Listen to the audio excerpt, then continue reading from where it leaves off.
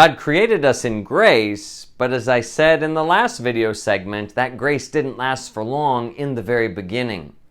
Adam and Eve were created in that perfect relationship with God, and we called that paradise.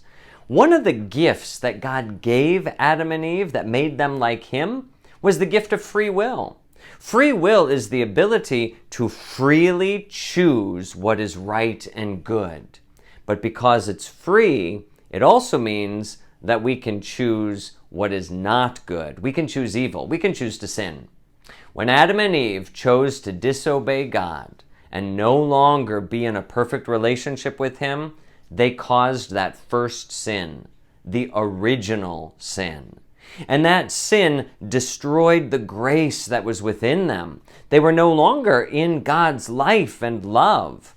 They lost paradise. And because they were no longer in the earthly paradise, the heavenly paradise was closed. The gates of heaven were shut to them.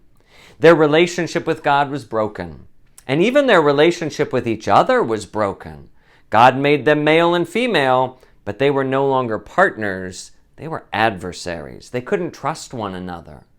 Now that they were outside of paradise, they had to work hard, toil and labor. They would suffer. They would get sick, and they would even die. Death is the ultimate consequence of sin. And God didn't want His creatures to die forever. He wanted us to have life. You and I are children of Adam and Eve. They are long time ago, but we are their great, keep going, grandchildren. And we have inherited that original sin. We're born with that sin.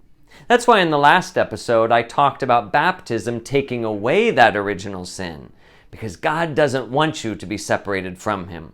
He wants you to have grace. He doesn't want you to live in the consequences of the fall.